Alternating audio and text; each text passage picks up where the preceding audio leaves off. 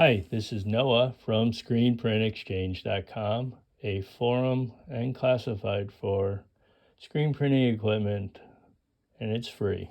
So this is my third attempt at a Pittsburg Machinist Dial Indicator.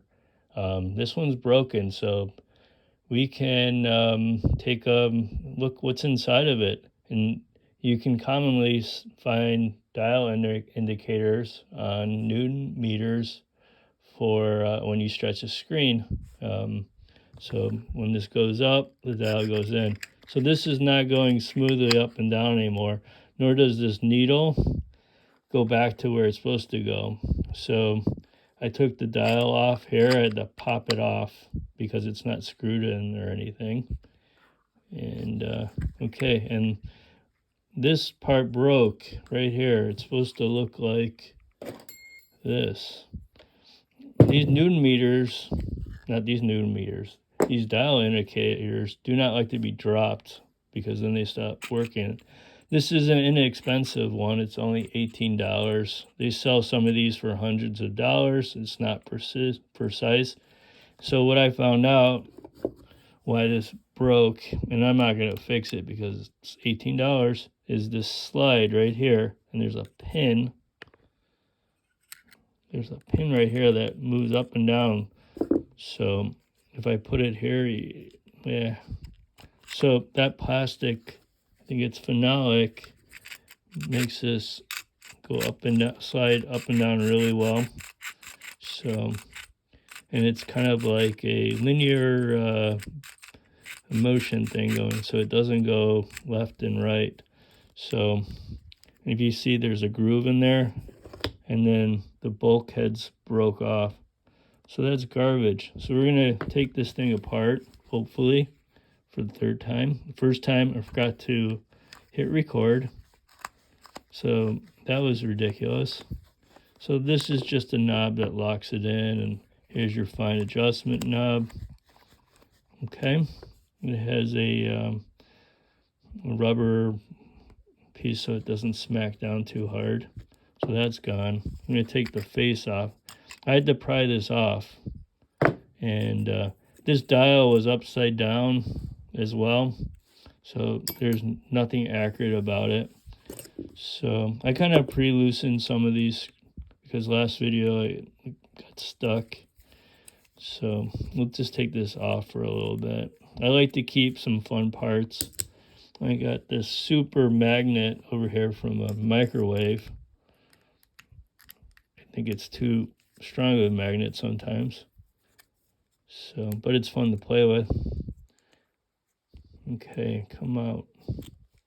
Reminds me of when I was a kid with the when I went to the watch the watchmaker repair guy. Yeah, so he always had a monocle, so that was fun. So here's a return spring right here. So when this goes up and down, it returns back to the given position. So when this bulkhead, here's the bulkhead that broke right here. You see the plastic right here? So it had no chance of ever going back to the same place because, and in a good one, you wouldn't see plastic in it. And they have to be very reliable when you machine parts out and stuff. And so that's off. Let's see. I think this is just mostly steel. There might be some stainless in here. This part's probably aluminum and stainless here. So it's kind of fun to take apart machines. Or I always like doing it and see how things work when I was a little kid. And put them back together and fix them. Or just take them apart and put them back together. I found that to be fascinating. So some steel. So here we have a nice coil. It's probably brass, and something you would see in a watch. I almost bought at Harbor Freight a clock tool set or watch tool set. I thought that was interesting.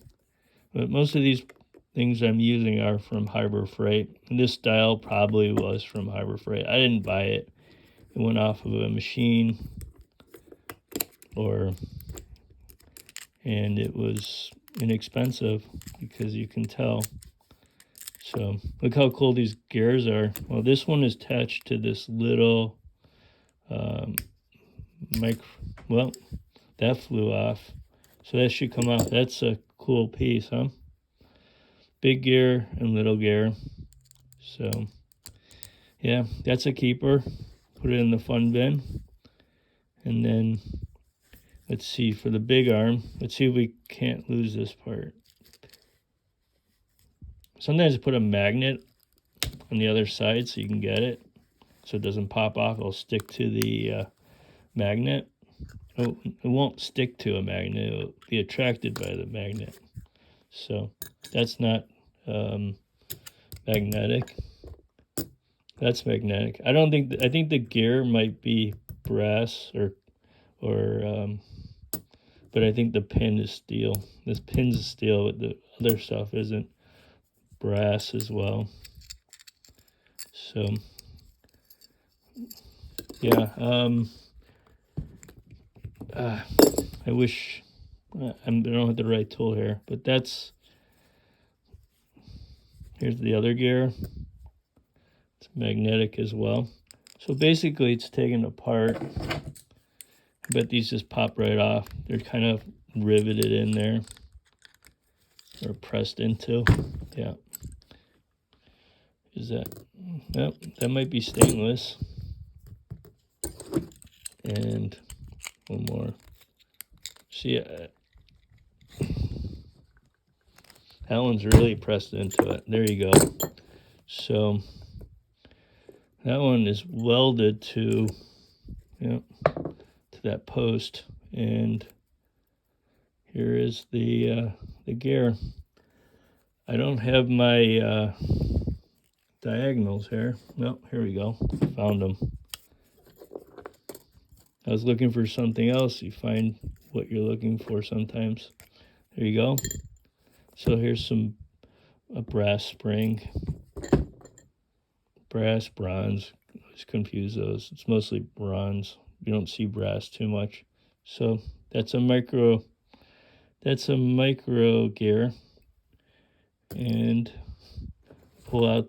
So let's see if any of this stuff also is.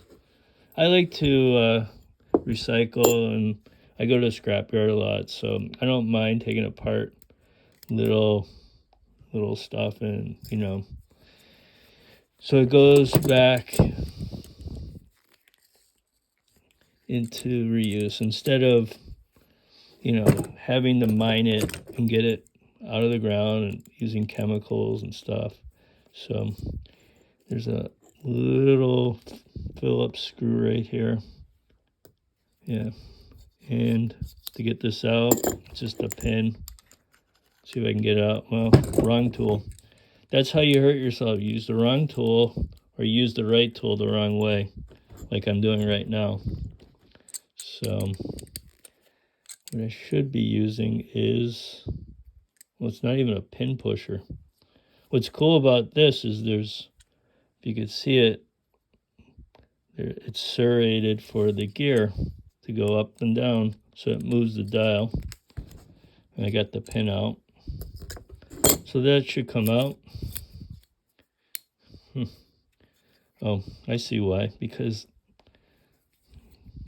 at the end there is the dial indicator. Oh, there it is. So let's see what that's magnetic. The tip is magnetic. So let's see if we can see those grooves right there. And the gear goes on it. So it goes up and down, and that moves the dial. So that's kind of cool. I think this part right here is aluminum. This might be stainless. It's going to be hard to get out. I might just throw it in and call it a day. So that's what's inside of dial indicator. I hope this video came out well because it's my last attempt. So like and subscribe to my videos. I'll make more. Thank you. Bye.